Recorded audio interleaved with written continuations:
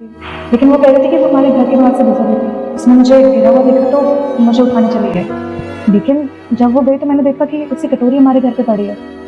अब शायद वो कुछ मांगने ही आई थी। हाँ, हो सकता है, लेकिन उसने तुम्हारी मदद की, तुमने उसे थैंक यू बोला?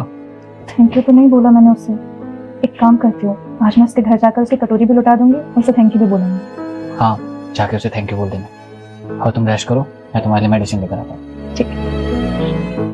ये कहते हुए तुम कल मेरे घर में बुलाई, लेकिन तुम तो कह रही थी कि तुम मेरे घर के आगे से गुजर रही थी, तो फिर ये कटोरा कैसे? दीदी, मैं कल आपके यहाँ आटा मांगने ही आई थी। वो आपकी ऐसी हालत देख के मेरी हिम्मत नहीं हुई आपसे कुछ मांगने की। कोई बात नहीं, मैं वैसे भी तुम्हें यहाँ थैंक यू बोलने आई थी, क्योंकि कल अगर तुम सही टाइम पे नहीं आती तो न जाने मेरे साथ क्या ही हो जाता। वैसे तुमसे एक बात पूछूं? हाँ दी, पूछो। तुम कुछ ना कुछ मांग कर अपना गुजारा कर रही हो, और तुम्हें देख के लगता है कि तुम्हारा फैमिली बैकग्राउंड भी अच्छा ही होगा। तुम यहाँ फ्लैट पे रह रही हो, लेकिन फ्लैट की कंडीशन देख के लगता है कि तुम किसी प्रॉब्लम में हो। अगर कोई दिक्कत है तो तुम मुझसे शेयर कर सकते हो सकता है कि मैं तुम्हारी कोई हेल्प कर सकूं।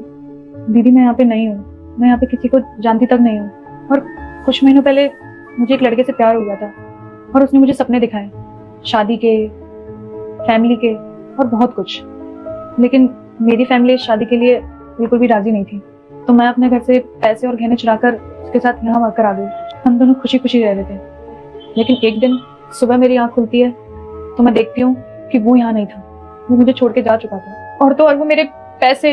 अगर तूने इस वीडियो को इग्नोर किया तो तेरी माँ पर बड़ी मुसीबत आ सकती है। अगर तू अपनी माँ की लंबी उम्र चाहता है तो अभी इस वीडियो को लाइक कर, चैनल को सब्सक्राइब कर और कमेंट में जय माता दी लिखना मत भूलना। कहने यहाँ तक कि वो मेरा फोन तक लेके चले गया। मुझे तो समझ ही नहीं आ रहा था कि मैं जीऊं या मर जाऊं। तो ये बात तुम्हें मुझसे बोलनी चाहिए थी ना। तुम इतने दिनों से मेरे घर आ रही थी, अब तुम मुझसे कुछ शेयर करती तो मैं तुम्हारी हेल्प कर देती। कैसे बताती मैं आपको? यहाँ तक कि मेरे मम्मी पापा तो मेरे से मिलना भी नहीं चाहेंगे। मैंने जो गलती करी है उसके लिए तो मेरे मम्मी पापा मेरा चेहरा भी देखना पसंद नहीं करेंगे।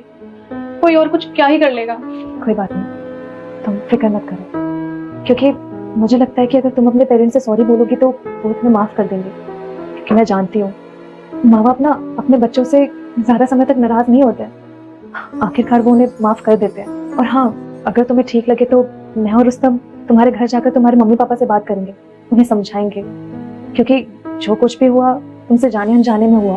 तुमने कुछ चीज जानबूझकर नहीं की। बस तुम फिक्र मत करो, सब कुछ ठीक हो जाएगा।